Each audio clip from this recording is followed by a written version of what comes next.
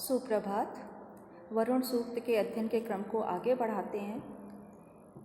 अभी तक हमने जिन मंत्रों को पढ़ा समझा उससे ये बात स्पष्ट है कि वरुण देवता का सर्वत्र प्रसार है। यदि उनको लोक के व्यवस्था देखने का कार्य सौंपा गया है तो निश्चय ही वह उस कार्य को पूर्ण निष्ठा के साथ संपन्न करते हैं।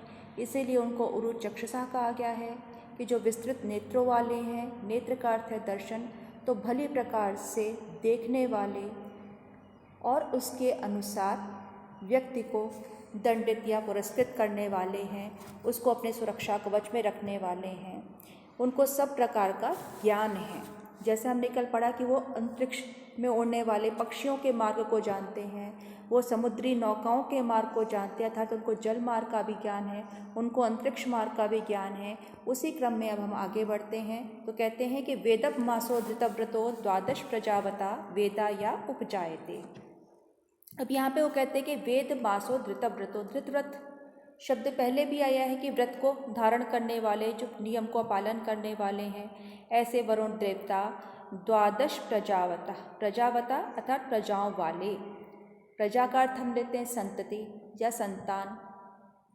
तो यहाँ पर जो हम कहते हैं कि प्रजा वाले द्वादश, द्वादश यानी 12 मासों वेद, मासों को अर्थात महीनों को जानते हैं। तो जब हम कहते हैं प्रजा वाले 12 महीनों को जानते हैं, तो जो 12 मास हैं हम सब जानते हैं, चाहे वो अंग्रेजी कैलेंडर हो चाहे वो हमारा हिंदू पंचांग हो, उसमें 12 मास का हमें उल्लेख मिलता है। उनके नाम हम जानते हैं, जो चैत्र से प्रारंभ होता है।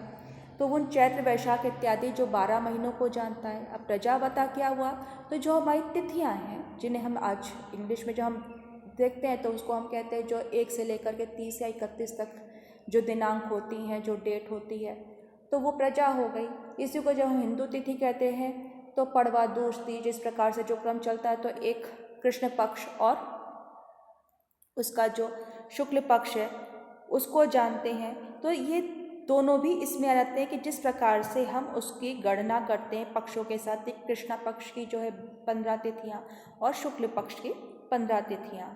तो ये प्रजावता अर्थात संतति सहित जो 12 महीनों को जानता है। वेदा या उपजायते, और जो उपजायते, उपजायते अर्थात अधिक मास हो जाता है, तो वो उस 13वें अधिक मास को भी जानने वाला है। तो हर तीसरे वर्ष एक मास बढ़ जाता है। जैसा आपको इसके परिचय में बताया था कि चाहे वो हिंदू कैलेंडर हो या इंग्लिश कैलेंडर हो, हम कहीं ना कहीं इस प्रकार की व्यवस्था रखते हैं जिससे कि एक संतुलन बना रहता है, जो काल गणना जिसके आधार पर की जाती है। तो जो हमारी हिंदू तिथियां हैं, जो हम जिससे पंचांग चलता है, जो तिथियां कहते हैं कि प्रथमा है, द्वितीया है, तृतीया है, इसी को पड़वा, दूज, तीज कहते हैं। 1, 2, 3 कह लो हिंदी महीने की। तो उसमें वो किस समय से लेके किस समय तक एक तिथि रहती है उसकी गणना की जाती है नक्षत्रों के अनुसार। और इस प्रकार की गणना में कई बार होता है कि वो पूरी 15 तिथियों का हमें क्षय भी मिलता है, जैसा आप सबने सुना होगा।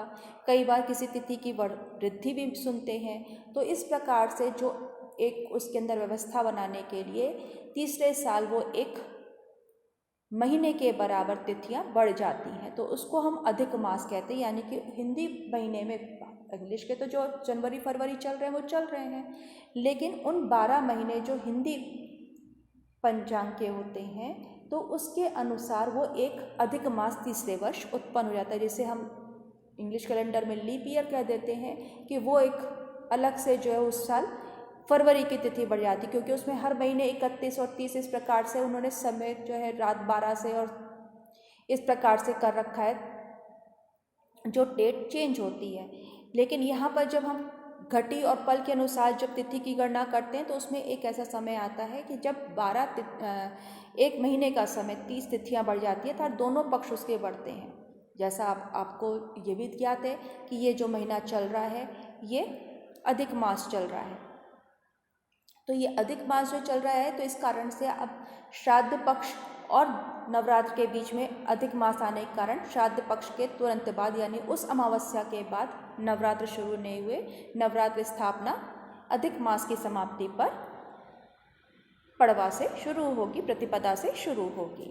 तो ये एक जो अधिक मास की जो इसको जानना अर्थात वो काल को जानने वाला है। इसका तात्पर्य क्या हुआ, अभिप्राय क्या हुआ कि उस काल गणना को जानता है। तो जब वो कहते हैं कि संतति सहित 12 महीनों को जानता है, जो अधिक मास उत्पन्न होता है उसको भी जानता है, तो निश्चय ही वहाँ पर जो कालचक्र है, जिस आधार पर कालचक्र जिसके आधार पर नक्षत्रों की गणना के आधार पर जिसको जानता है, तो उनको जानने वाला है, उसका जानकार है। तो इनके जो दोनों पक्ष हैं, उनकी जो तिथियां हैं, उनको जो जानता है, उस वरुण देवता को वो यहाँ पर नमस्कार कर रहे हैं, उसका स्तवन कर रहे हैं।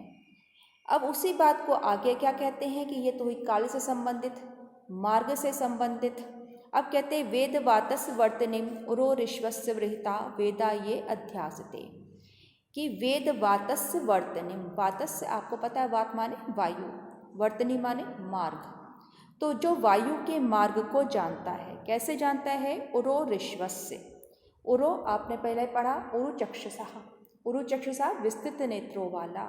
अब यहाँ पे हम जब कहते हैं उरो ऋष्वस्य, तो ऋष्वस्य का अर्थ होता है गमन करने वाला, जो सर्वत्र जिसका प्रसार है। तो वायु का प्रसार क्या है, अब इसको अगर इस प्रकार से समझे तो वायु सर्वत्र व्याप्त होती है, उसका सर्वत्र गति है। वायु का प्रवेश कहीं भी हो सकता है। तो जिसको जानने वाला है तो उस जानकार का भी प्रवेश सर्वत्र होगा, तभी तो वो उसको जान पाएगा। तो इसलिए क्या इसको क्या कहा, उरो ऋष्वस्य। तो जो विस्तृत सर्वत्र गति करने वाला है, ऐसे वृहितः अर्थात महान जो सर्वत्र व्याप्त है, वातस्य वर्तनिम वायु के मार्ग को जानता है। तो जब वायु सर्वत्र व्याप्त है, उसकी सर्वत्र गति है, विस्तृत है, सर्वत्र व्याप्त है तो उसका अर्थ हो गया विस्तृत है। तो ऐसे विस्तार वाले तत्व को जो जानने वाला है, उसका जो ज्ञाता है, वो स्वयं भी सर्वव्यापक होना चाहिए। तो इसलिए उसके लिए विशेषण क्या कहा, उरो ऋष्वस्य, अर्थात जिसकी सर्वत्र गति है, ऐसा वो वरुण देवता विस्तृत वायु के मार्ग को जानता है। वेदा ये अध्यासते, और जो अधिआसते अध्यासते, अर्थात जो देवगण ऊपर द्युलोक में निवास करते हैं, अध्यास जैसे वैकुंठम हरि अध्यासते। तो इस प्रकार से यहाँ पे कह रहे हैं कि जो ऊपर द्युलोक में देवता निवास करते हैं, उनको भी जो जानता है, अर्थात उनका भी ज्ञान है। तो यहाँ पर जो व्रीहिता है, तो व्रीहि धातु से ये बनता है। तो व्रीहि धातु का अर्थ होता है वृद्धि करना, उसमें शत्रु प्रत्यय लग करके ये बनता है व्रीहिता। अब इसके बाद हम वर्तनिम, तो वर्तते यस्मिन, जिसमें स्थित है, उसको हम वर्तनिम कहते हैं। तो वृत्त धातु से अनि लग करके वर्तनिम बनता है। अधि उपसर्ग पूर्वक आस धातु से अध्यास्ते, ये क्रिया रूप बनता है। अब कहते हैं निशसाद ऋतव्रतो वरुणा पस्त्यासु आ साम्राज्याय सुक्रतुः। निशसाद ऋतव्रतः, वेदवातस्य वर्तनिम, ये हमने पढ़ लिया। अब कहते हैं कि निशसाद ऋतव्रतो वरुणा पस्त्यासु आ साम्राज्याय सुक्रतुः, कि जो कैसा है धृतव्रता, अभी पहले भी इसको बताया, व्रत को धारण करने वाले, जो नियम का पालक है, ऐसा सुक्रतु सुंदर शोभन कर्म वाला है, ऐसे वे वरुण देवता साम्राज्य आए, साम्राज्य के लिए, साम्राज्य के लिए अर्थात शासन करने के लिए, पस्त्यासु, पस्त्यासु पस्तेभ्यास हिता पस्त्याः, इसको कहते हैं प्रजा के लिए। तो जो परस्थ का घर का पर्याय, घर निवास जिसे हम कहते हैं, तो उसमें जो रहने वाली प्रजा है, तो उन प्रजाओं में आकर बैठा हुआ है, स्थित है। निशसाद, निशसाद अर्थात स्थापित है, बैठा हुआ है। आ सब तरफ से, तो नियम का जो पालन करने वाला है, नियम का जो धारक है, जो सुंदर कर्म करने वाला है, ऐसे वो वरुण देवता साम्राज्य आए अर्थात शासन करने के लिए पस्त्यासु प्रजाओं में आकर बैठा है। अब यहाँ पे आप देखिए निशसाद, यहाँ पे जो है वो निससाद, इस प्रकार से हम उसका विग्रह करते हैं। और यहाँ पे नी की जो ई उसमें जो स्वर है, उस स्वर के कारण यहाँ पे सा को मूर्धन्य शकार हो गया है, तो बन जाता है निशसाद। साम्राज्याय, उसका हम उसी प्रकार से विग्रह करेंगे सम्राजः भावा साम्राज्यम, और उसमें तस्मै चतुर्थी के अर्थ में आता है उसके लिए, तो साम्राज्याय, तो साम्राज्य में शय प्रत्यय लग करके ये बनता है साम्राज्य।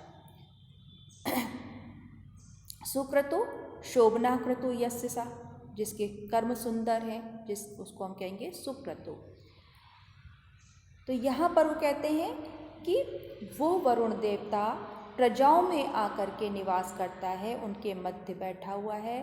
क्यों बैठा है? साम्राज्य के लिए, अर्थात व्यवस्था करने के लिए। वो स्वयं कैसा है? धृतव्रतः, अर्थात व्रत धारण करने वाला। सुक्रतुः, शोभन कर्म करने वाला है, अर्थात उसकी जो गति वो प्रजा में, अर्थात वो सब में स्थित होकर के उसके क्रियाकलाप को देखता है, उनके कर्मों को पर अपनी दृष्टि रखता है। अतो विश्वानि अद्भुता चिकित्वान अभिपश्यति कृतानि याचा कर्त्वा।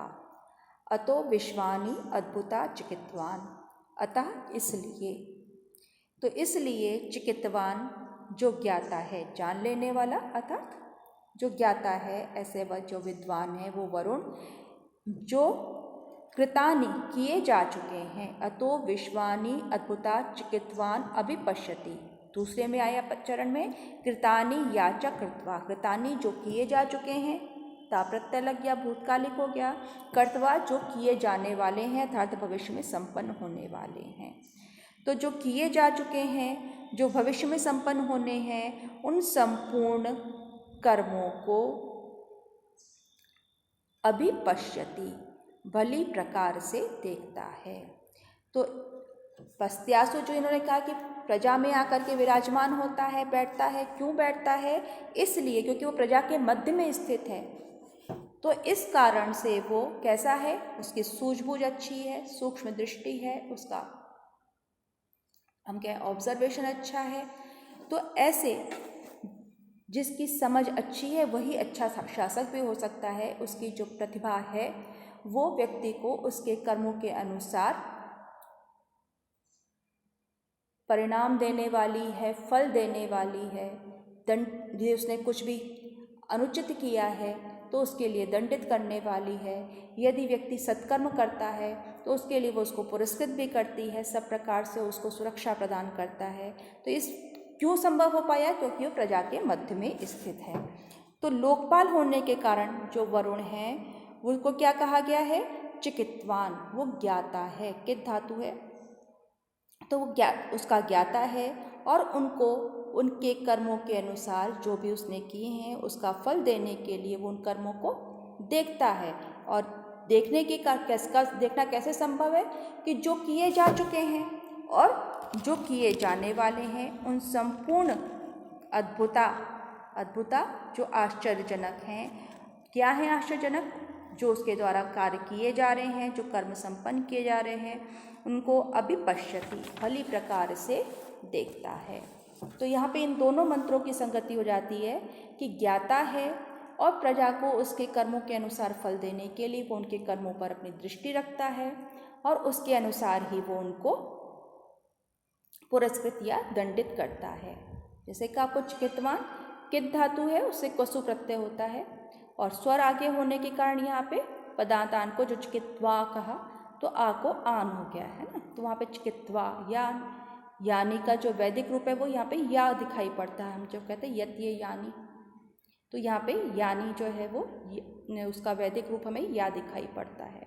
अद्भुता, ये भी वैदिक रूप है, अद्भुताने का अद्भुता रूप हमें या दिखाई पड़ता है।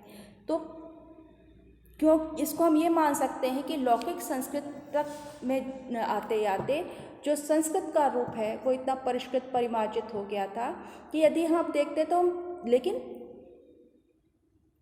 अपने जो उसका कथ्य है जो ऋषियों की परंपरा है, जो उनका ज्ञान है, जो उनकी सूक्ष्म दृष्टि है, निरीक्षण क्षमता है, जिस शक्ति का वो वर्णन कर रहे हैं उसमें जो एक वैज्ञानिक दृष्टि है, यदि उस पूरे कंटेंट को, उस पूरे कथ्य को हम जब उस पर अध्ययन करते हैं, जो हमें एक वहाँ पर पूरा का पूरा सिस्टम दिखाई पड़ता है, जो व्यवस्था दिखाई पड़ती है, जो उनको अगर हम उस पूरी पद्धति को देखें, वैदिक पद्धति को, कि किस प्रकार से वो मंत्रों को याद करते थे, उसके लिए उन्होंने किस किस प्रकार से उसमें नए नए प्रयोग किए। जो हम पाठ देखते हैं ना, कि उसका हम पद पाठ देखते हैं, संहिता पाठ का पद पाठ देखते हैं, उसके फिर जटा पाठ, क्रम पाठ, ये जो आपको वैदिक साहित्य के इतिहास में बताए गए हैं, तो जो उसके अलग अलग हमें रूप दिखाई पड़ते हैं, क्रम पाठ है, जटा पाठ है, कि उसको हम उसके शुद्धतम रूप में मंत्रों का स्मरण कर सकें, क्योंकि तब तक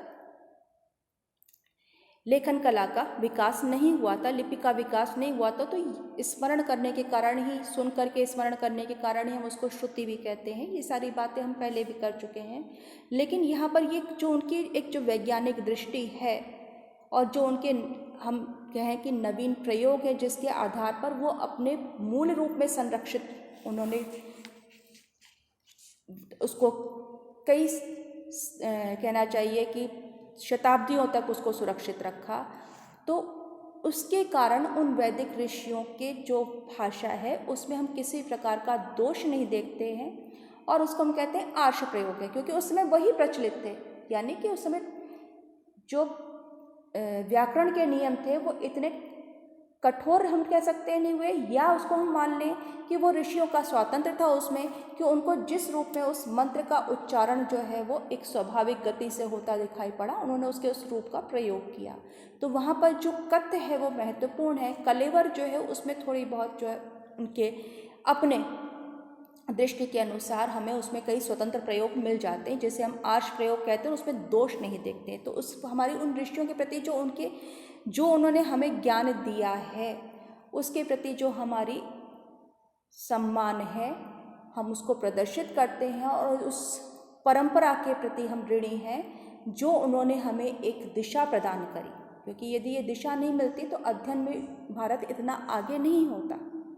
तो जो एक परंपरा उन्होंने एक सुदृढ़ परंपरा डाली कि किसी भी वस्तु के उसके जो है वो गहराई तक जा कर के देखना, किसी भी तत्व को जो है आप सूक्ष्मता से उसका निरीक्षण करने की जो दृष्टि थी, तथ्यों को परखने की जो दृष्टि थी, उसके लिए हम उनके ऋणी भी हैं। और इस कारण बहुत सारे हमें जो इस प्रकार के प्रयोग मिलते हैं उसको हम अशुद्ध नहीं मानते, बल्कि उनको हम आर्ष प्रयोग मानते हैं, वैदिक प्रयोग मानते हैं, कि कहीं ना कहीं उनकी भाषा अपने भाव की अभिव्यक्ति में पूर्ण सक्षम है। अब आगे का मंत्र देखते हैं। सानो विश्वाहा सुक्रतु आदित्या सुपथा करत प्राण आयुंषि तारिषत। अब क्या कहते हैं वो?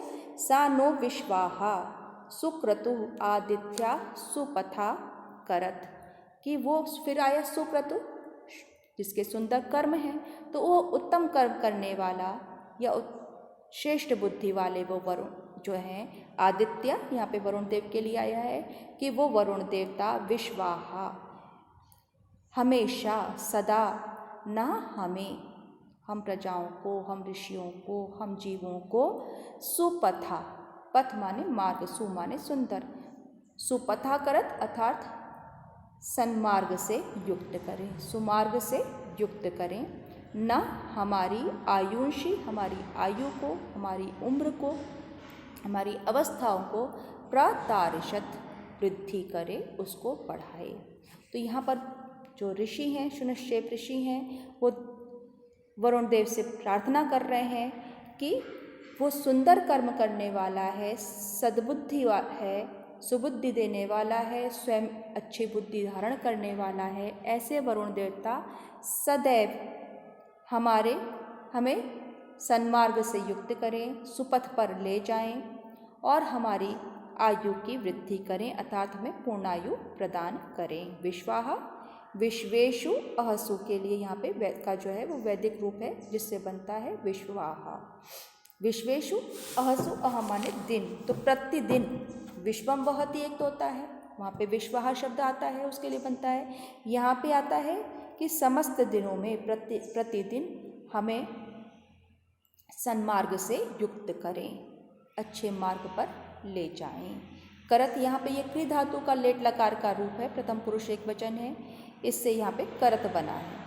सुपथा स्पष्ट है, शोभना पंथा सुपथा तेन सुपथा, यहाँ पे तृतीया का एक वचन हो गया। तारिशत त्रिधातु से बना है, ये भी लेट लकार का रूप है, जैसे करत तारिशत, उसी एक प्रकार से ही दोनों बने हुए हैं। तो दोनों ही लेट लकार के प्रथम पुरुष एक वचन है। इस बात को जब आप पढ़िए तो ये एक से जो प्रयोग दिखाई पड़ रहे हैं आपको, उनको आप देखते चलें और ये आपको स्पष्ट है कि लेट लकार का रूप हमें वेदों में ही मिलता है, वैदिक साहित्य में ही मिलता है। अब कहते हैं विद्रद्रापिम हिरण्यम वर्णो वस्त्र निर्निजम परिस्पशो निषेधिरे। विभ्रद्रापिम हिरण्यम वर्णो वस्त्र निर्निजम परिस्पशो निषेधिरे, कि वो कैसा है। विव्रत द्रापिम, विव्रत माने धारण करता है, द्रापिम कवच को, कैसा है वो कवच। हिरण्यम, हिरण्य कहते हैं सोने को, ये भी बात आपको स्पष्ट है।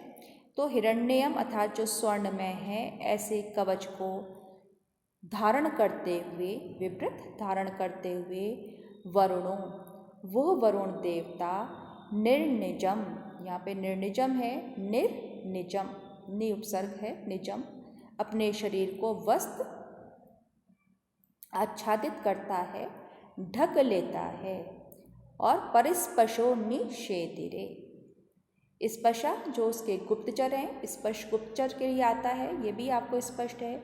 और उसके जो गुप्तचर हैं वो परिनिषेधिरे, सर्वत्र चारों ओर विद्यमान है। निषेधिरे नि उपसर्ग पूर्वक सद धातु है, उसका लिट लकार का रूप यहाँ पे बनता है प्रथम पुरुष बहुवचन में। तो यहाँ भी जैसे पहले निशसाद पढ़ा आपने, वहाँ पे हमने पढ़ा नी के ई के कारण सा को शा हो गया, इसी तरह से यहाँ पे ई के कारण सा को शा हो गया, तो निषेधिरे हो गया है रूप। दोनों की प्रक्रिया वही रही। वस्त्र, अब इसी से अब आपको देखिए वस्त्र धातु है जिससे बनता है वस्त्र। वस्त्र क्यों कहा जाता है? क्योंकि वो हमारे शरीर को ढकता है, आच्छादित करता है, आवृत करता है। उसी धातु का प्रयोग यहाँ पे किया गया है वस्त्र के रूप में, कि लंग लकार का रूप है इसे, और इसे कुछ लोग लेट लकार का भी रूप मानते हैं। तो कहते हैं कि हिरण्यम द्रापिम विव्रत, स्वर्ण में कवच को, द्रापि कवच को धारण करता हुआ वो वरुण देवता निर्निजम वस्त्र, अपने शरीर को ढक लेता है, आच्छादित कर लेता है।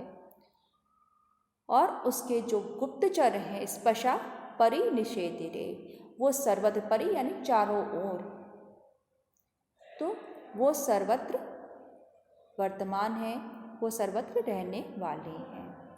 तो विभ्रत द्रापिम, यहाँ पे वही विभ्रत का जो है ये क्षत्रि का रूप, यहाँ पे क्षत्रि प्रत्यय लेकर के बनता है, ब्री धातु से क्षत्रि प्रत्यय लेकर के यहाँ पे विभ्रत रूप बनता है। अब कहते हैं न यम दीप्सन्ति दीप्सवो न द्रव्याणो जरानाम न देवम अभिमातया। अब कहते हैं कि न यम दीप्सन्ति दीप्सवो, कि वह जो वरुण देवता हैं वो जनानाम, जनानाम क्यों कहा गया? जन धातु से बनता है, जो उत्पन्न होने वाला, उसको हमने कहा जन। हम प्रायः इस शब्द का प्रयोग करते हैं, लेकिन कभी हमने इसको समझने की चेष्टा नहीं करी कि जनि धातु है, जिससे जो उत्पन्न हुआ है वो जन है। तो जनानाम जो उत्पन्न प्राणी हैं, जन्म लेने वाले प्राणी हैं, न उनको, ना तो वह उसके दिप्सवहा हिंसा करने के इच्छुक हैं, न द्रुवाणा द्रोह करने वाले के, और न अभिमातया, ना ही अभिमातिया। अभिमात कहते हैं पापी के लिए आता है, अभी उपसर्ग पूर्वक मात धातु से यहाँ पे बनता है, अभिमाती शब्द बनता है। तो यहाँ पे माँ मापने के अर्थ में आता है, और उसका यहाँ पे रूप हमें दिखाई पड़ता है। कहते हैं कि वो पापी को ना दिप्सन्ति, ना हिंसा करने की इच्छा करते हैं। तो वो वरुण देवता यम, जिस वरुण देव की जो प्राणी हैं वो प्राणियों के ना तो हिंसा करने के इच्छुक, दिप धातु जो है यहाँ पे दब्धुम दब्भितुम वा इच्छति इति दिप्सु कहते हैं, तो दम धातु से नष्ट करने के अर्थ में आती है, तो जिससे दिप्सु का रूप बनता है। तो ना तो वो उत्पन्न प्राणियों की हिंसा करने के इच्छुक हैं, ना ही द्रुवाणा जो द्रोह करने वाले हैं, और ना ही अभिमातिया, और ना ही पापी जनों की हिंसा करना चाहते हैं। वो हमें सुमार्ग पर ले जाएं। तो इस प्रकार से जो पाप कर्म है या उसकी जो कल्पना है, तो उन ऐसे पापी व्यक्तियों के वश में करने के लिए लोगों को, यहाँ पे जनों को अभिमाती कहा गया है कि जो मनुष्यता के घोर शत्रु भी वरुण का कुछ नहीं बिगाड़ सकते। उसके कहना चाहिए कि उनके प्रति किसी प्रकार की विद्रोह नहीं करते हैं, उनके प्रति हिंसा का भाव नहीं रखते। किसके प्रति? वरुण देवता के प्रति। तो उनके प्रति वो किसी प्रकार का विरुद्ध भाव नहीं रखते हैं।